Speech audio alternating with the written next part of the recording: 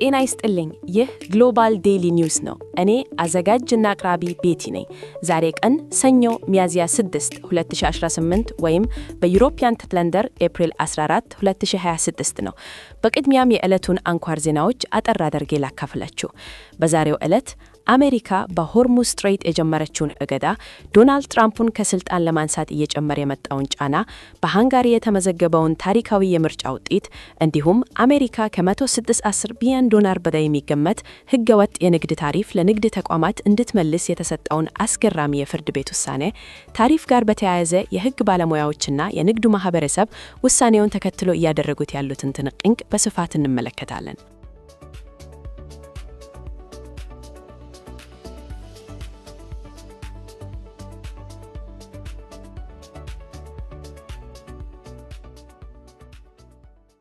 ወደ መጀመሪያው ዜናችን ስናልፍ በመካከለኛው ምስራቅ ያለው ውጥረት አዲስና አደገኛ ምዕራፍ ላይ ደርሷል። የአሜሪካ የባህር ኃይል በሆርሙዝ ስትሬትና በኢራን ወደቦች ላይ ከዛሬ ጀምሮ ወታደራዊ እገዳ ብሎኬድ ማድረግ ጀምሯል። ይህ እርምጃ የተወሰደው በኢስላም አባድ ይካሄድ የነበረው የሰላም ድርድር ያለምንም ስምምነት በመጠናቀቁ ነው። የሆርሙዝ ስትሬት መዘጋት በዓለም አቀፍ የነዳጅ ገበያ ላይ ከፍተኛ ቀውስ የፈጠረ ሲሆን የአንድ በርሜል ነዳጅ ዋጋ በአንድ ጊዜ ወደ $120 አሻቅቧል።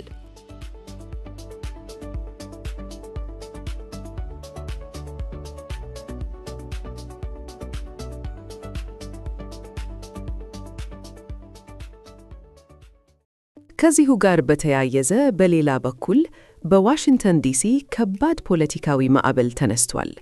ፕሬዚዳንት ዶናልድ ትራምፕ በኢራን ላይ የሰነዘሩትን የጅምላ ጥፋት ዛቻ ተከትሎ በ25ኛው የሕገ መንግሥት ማሻሻያ 25th አሜንድመንት መሠረት ፕሬዚዳንቱን ከስልጣን ለማንሳት ሪሙቪንግ ትራምፕ ፍሮም ኦፊስ ዩኤስ ፖለቲክስ ከፍተኛ ጥሪ እየቀረበ ይገኛል።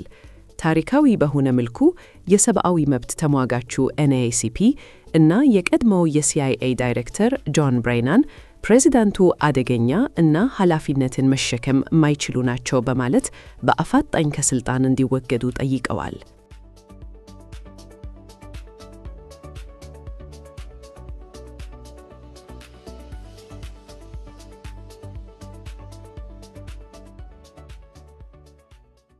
ወደ አውሮፓ ስንሻገር በሃንጋሪ ታሪካዊ የፖለቲካ የመሬት መንቀጥቀጥ ተከስቷል። ትናንት በተካሄደው የሃንጋሪ ፓርላማ ምርጫ ሃንጋሪያን ኢሌክሽን ለ16 ዓመታት በስልጣን ላይ የቆዩት ጠቅላይ ሚኒስትር ቪክተር ኦርባን በፒተር ማጃር በሚመራው የተቃዋሚው ቲሳ ፓርቲ በከፍተኛ ድምፅ ተሸንፏል። ኦርባን ሽንፈታቸውን አሳማሚ ሲሉ የገለጹት ሲሆን ተቃዋሚው ፓርቲ ሕገ መንግሥቱን ለመቀየር የሚያስችለውን የ2/3 ሱፐር ማጆሪቲ ድምፅ በማግኘት የሀገሪቱን ፖለቲካዊ አቅጣጫ ወደ አውሮፓ ህብረት ኢዩ መለስ የሚያደርግ ታሪካዊ ድል ተቀዳጅቷል።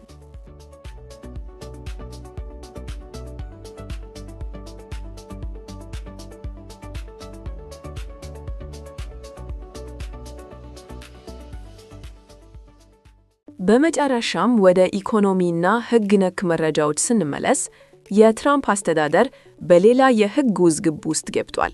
የዩናይትድ ስቴትስ ጠቅላይ ፍርድ ቤት ፕሬዚዳንቱ የጣሉትን ዓለም አቀፍ ታሪፍ ከሕግ አግባብ ውጭ የሆነ እርምጃ ነው በማለት ውድቅ አድርጎታል። ከዚህም በተጨማሪ ፕሬዚዳንቱ ስልጣናቸውን ተጠቅመዋል ከሚለው ክስ እና ከታክስ ማጭበርበር ጋር በተያያዙ ትራምፕስ ታክስ ኢቬዥን ኤንድ ኢሊጋል ታሪፍ ውዝግቦች በሕግ ባለሙያዎች ዘንድ ከፍተኛ ትችትና ምርመራ የተነሳባቸው ይገኛል። ይህም አስተዳደራቸውን ከውስጥም ከውጭም በከፍተኛ ጫና ውስጥ ጥሎታል።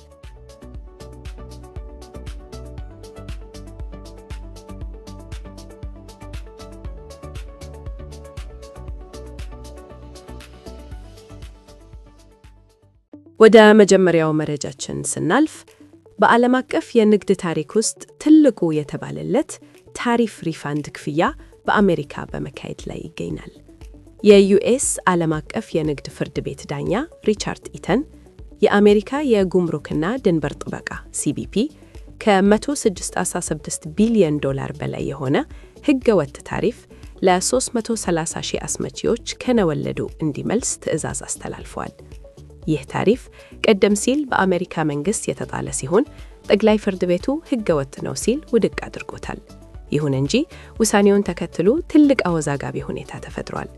የጉምሩክ ባለስልጣናት ይህን ያህል ገንዘብ ለመመለስ ከ53 ሚሊዮን በላይ መዝገቦችን በእጅ ማየት ስለሚጠይቅ በሎጂስቲክስ አስቸጋሪና ታይቶ የማይታወቅ ተግባር ነው ብለዋል።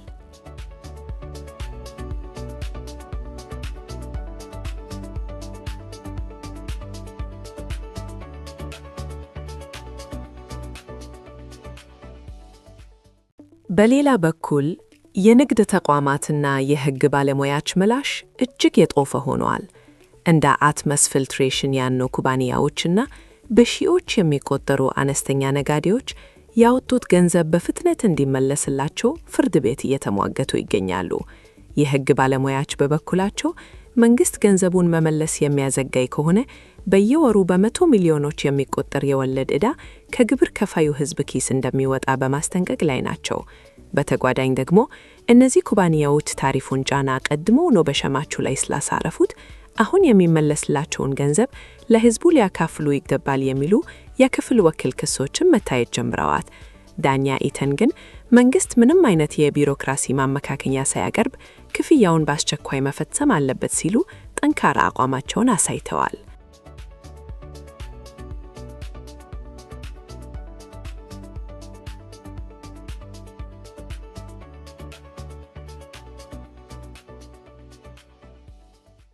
ወደ ቴክኖሎጂ ዜናችን ስንሸጋገር ኩባንያዎቹ ክፍያውን ወዲያውኑ ባያገኙም የተሰጠው ትዕዛዝ ግን ያንን አድካሚና ውስብስብ ሂደት አንድ እርምጃ ወደፊት የሚያራምድ ትልቅ ስኬት ተደርጎ ተወስዷል። ይህ ትዕዛዝ ወደፊት ለሚከናወኑ ክፍያዎችና ስምምነቶች መሳካት እንደ ቁልፍ መነሻ የሚታይ ሲሆን ለረጅም ጊዜ ሲንከባለል የቆየውን የቢሮክራሲ ሂደት በማፋጠን ረገድም ከፍተኛ ሚና ይኖረዋል ተብሎ ይታመናል።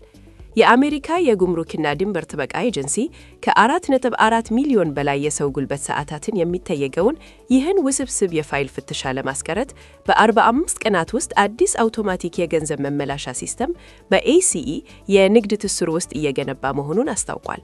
ይህ ዘመናዊ ሲስተም በሚሊዮን የሚቆጠሩ መረጃዎችን አጣርቶ ገንዘቡን ወደ ንግድ ተቋማቱ አካውንት በቀጥታ ያስተላልፋል ተብሎ ይጠበቃል።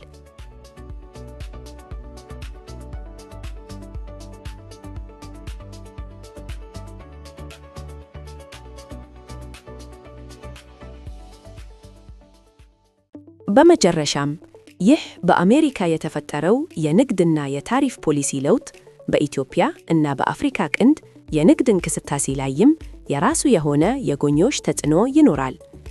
ዓለም አቀፍ የንግድ ታሪፎች እና የፍርድ ቤት ውሳኔዎች በተለይም አፍሪካውያን ወደ አሜሪካ ገበያ በሚያደርጉት የወጪ ንግድ እና በሚያገኙት ከቀረጥ ነፃ ዕድሎች ላይ ትልቅ አንድምታ አላቸው።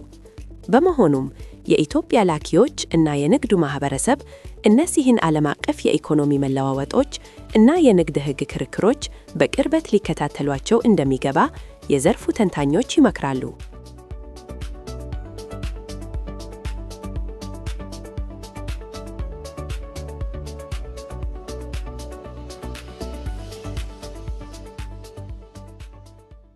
ለዛሬ ያዘጋጀንላችሁ አበይት መረጃዎች እነዚህ ነበሩ። የሆርሙዝ ስትሬት ወታደራዊ ውጥረትና የሃንጋሪ አዲስ የፖለቲካ ምዕራፍ በዓለም አቀፍ ደረጃ በቀጣዮቹ ቀናት ትልቅ ተጽዕኖ ማሳደራቸው አይገርም። ጭማሪ ትንታኔዎችንና የዕለቱን ዜናዎች ለማግኘት ቻናላችንን ሰብስክራይብና ፎሎ ማድረጋችሁን አትዘነጉ። አብራችሁን ስለነበራችሁ አመሰግናለሁ። እኔ ቤቲ ነበርኩ። መልካም ጊዜ።